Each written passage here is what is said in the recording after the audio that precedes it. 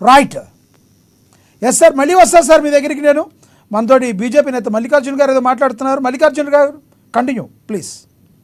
Sir నేను ఒకటి sir, ఈరోజు వైఎస్ఆర్సీపీ నాయకులు గుమ్మడిగా ఎవరు అంటే భుజాలు నడుపుతున్నట్లు ఈ రోజు సుప్రీంకోర్టు ఏదో ఒక అంటే సుప్రీంకోర్టు ఒకటే చెప్పింది, స్పష్టంగా తీర్పు అయితే ఎక్కడ ప్రకటించలేదు. అంటే లడ్డూల యొక్క నాణ్యత గురించి సుప్రీంకోర్టు అధికారులు కావచ్చు, అక్కడ ఉన్నటువంటి న్యాయ వ్యవస్థ ప్రశ్నించింది. అంటే నిజంగా లడ్డూలు నాణ్యత విషయంలో కానీ, లడ్డూ తయారీ విషయంలో కానీ లడ్డూలు కల్తీ జరిగిందా లేదా, ఒకవేళ కల్తీ జరిగింది అని చెప్పడానికి ప్రూఫ్స్ అంటే నిదర్శనాలు ఏమున్నాయి, సాక్ష్యాలు ఏమున్నాయని అడిగింది తప్ప ఈ వైఎస్ఆర్సీపీ నాయకులు, ఈ జగన్మోహన్ రెడ్డి గారి నేతృత్వంలో ఉన్నటువంటి ఈ ఒక కూటమి, అంటే గత ప్రభుత్వంలో టీటీడీ చైర్మన్ గా పనిచేసినటువంటి భూమన కరుణాకర్ రెడ్డి గారు కావచ్చు, అదేవిధంగా వైవి సుబ్బారెడ్డి గారు కావచ్చు, ఈ రోజు సీనియర్ జర్నలిస్ట్ గా పేర్కొన్నట్టు ఈఓ గారు అయితే అసలు కనపడట్లేదు జగన్మోహన్ గారు.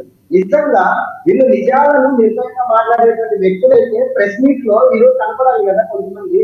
అదేవిధంగా జగన్మోహన్ రెడ్డి గారు ఎందుకు ఈ రోజు హడావిడిగా ప్రెస్ మీట్ ఎందుకు పెట్టారంటే, గత వైఎస్ఆర్సీపీ ప్రభుత్వంలో టీటీడీ పాలక మండలిలో దాదాపు 50 మందికి పైగా రాజకీయ నిరుద్యోగులకు ఉద్యోగం కల్పించాలనే ఉద్దేశంతో టీటీడీ పాలక మండలిని ఏర్పాటు చేస్తే ఇదే సుప్రీంకోర్టు బొట్టికాయలు వేసింది వైఎస్ఆర్సీపీ ప్రభుత్వానికి. ఎందుకంటే ఇది నిజంగా టీటీడీ అనేది ధర్మ పరిరక్షణ కోసం కేటాయించినటువంటి ఒక ఆధ్యాత్మిక కేంద్రమా, లేదంటే వైఎస్ఆర్సీపీ నాయకుల కోసం పెట్టుబడి పెట్టినటువంటి ఒక వ్యాపార కేంద్రమా, ఇది రాజకీయ ఉద్యోగంగా మారుతుంది టీడీపీ ఆధ్యాత్మిక క్షేత్రము. సో దయచేసి టీటీడీ పాలక మండలి సభ్యుల యొక్క సభ్యత్వం కావచ్చు, వారి యొక్క బోర్డు మెంబరీస్ అనేది రద్దు చేస్తాము, ఇవి ఆమోదయోగ్యం కాదని చెప్పి సాక్షాత్ సుప్రీంకోర్టే గతంలో పేర్కొంది.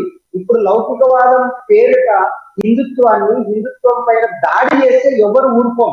ఈ రోజు మేము భారతీయ జనతా పార్టీ ఓ నాయకుడిగా మాట్లాడట్లేదు. ఈ రోజు ఒక హిందూ భారతీయుడిగా స్వామి వివేకానంద గారు ఏం చెప్పారు, హిందువులని గర్వించు, హిందువుగా జీవించు, అదే విధంగా హిందూ మతంగా ప్రతి ఒక్క మతాన్ని గౌరవించని చెప్పారు. ఈ రోజు రాజ్యాంగంలో ఉన్నటువంటి ఆర్టికల్స్ ఏ తీసుకున్నా కూడా లౌకికవాదము అంటే నీకు నచ్చిన మతాన్ని స్వీకరించు, అదే విధంగా ఇతరుల మతాన్ని గౌరవించని మాత్రమే ఉంది. కానీ మన ఇండియాలో మళ్ళీ ఇండియా యొక్క దౌర్భాగ్యం ఏంటంటే ప్రతి ఒక్క హిందూ దేవాలయాలకి, హిందూ దేవుళ్ళకి ఒక హిందూకు ఇంకొక హిందూ మాత్రమే మనకు శత్రుత్వంగా తయారవుతుంది. మనం కూర్చున్నటువంటి మన ఒక కొమ్మ, మన చెట్టుని మనమే నరుక్కుంటున్నాం.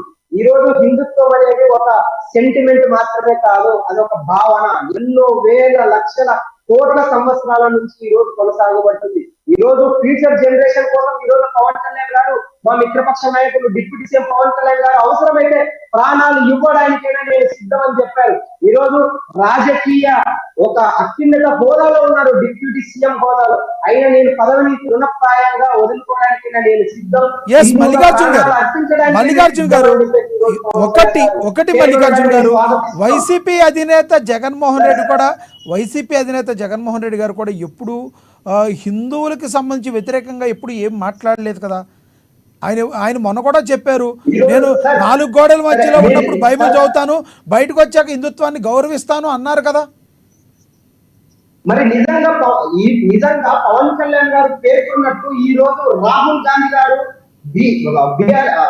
బీజేపీ మీద, ఆర్ఎస్ఎస్ మీద విద్వేషం రాహుల్ గాంధీ గారు కానీ, ఉదయనిధి స్టాలిన్ గారు కానీ, అక్కడ ఉన్నటువంటి తమిళనాడులో ఉన్నటువంటి స్టాలిన్ కావచ్చు, ఈ రోజు వైఎస్ జగన్మోహన్ రెడ్డి గారు కూడా తిరుమలకు కాలి నడకలు వచ్చి డిక్లరేషన్ పై సంతకం చేసి శ్రీవారిని దర్శించుకోమని చెప్పండి.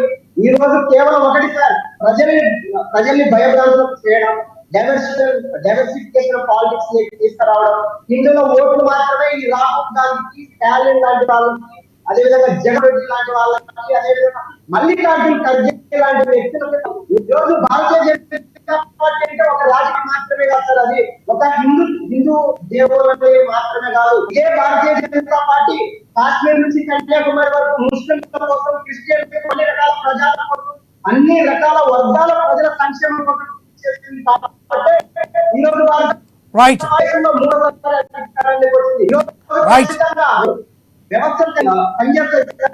చట్టానికి ఎవరు చుట్టాలు వాళ్ళైనా దోషులు తప్పించుకోలేరు. ఈ రోజు అందుకే ఆంధ్రప్రదేశ్ లో ఉన్నటువంటి ఎన్డీఏ కూటమి ఒక సిట్ ఏర్పాటు చేసింది. ఖచ్చితంగా దోషులు ఎవరో త్వరలో తెలుస్తారు. నేను ఒకటే ప్రశ్నిస్తున్నాను వైఎస్ జగన్మోహన్ రెడ్డి గారు, మీరు గత వైఎస్ఆర్సీపీ ప్రభుత్వము అధికారంలో ఉన్నప్పుడు ఎన్నిసార్లు ప్రజల యొక్క సమస్యల మీద, ప్రజా పరిపాలన నిర్ణయాల మీద ఎన్నిసార్లు ప్రెస్ మీట్ పెట్టారు? అదే విధంగా ఇప్పుడు ప్రతిపక్ష హోదా కూడా కోల్పోయేసరికి మన పార్టీ అధోగతి పాలైపోవడం కాదు, రాబోయే రోజుల్లో కనుమరుగైపోతుందనే ఒకే ఒక ఆలోచనతో ఈ రోజు డైవర్షన్ చేయడంతో పాటు ప్రజలను తికమక పెట్టి ప్రజల్లో మనం కనపడాలనే ఒక ఉద్దేశంతో కళ్ళబొల్లి కబుర్లు చెప్పడానికి ప్రెస్ మీట్ పెడుతున్నారు ఈరోజు జగన్మోహన్ రెడ్డి గారు. జగన్మోహన్ రెడ్డి గారు నిజంగా మీరు హిందూ మతం మీద, హిందూ దేవాలయాల మీద విశ్వాసం ఉంటే ఇప్పటికైనా మీరు తిరుమలకు కాలినడకన వెళ్ళి అక్కడ డిక్లరేషన్ పై సంతకం పెట్టి మీ కోర్టు ఉంది కదా, కొడాల నాని గారు, అదేవిధంగా అంబటి రాంబాబు గారు, అదేవిధంగా పేరు నాని గారు, వైవి సుబ్బారెడ్డి, ఇంకో ధర్మారెడ్డి, భూమన కరుణాకర్ రెడ్డి, రోజా గారు, ఇలాంటి వాళ్ళు ఎంత మంది వెళ్ళి తిరుపతిని దర్శనం చేసుకోవాలని చెప్పేసి ఈరోజు సూటిగా ప్రశ్నిస్తున్నారు సార్. రైట్.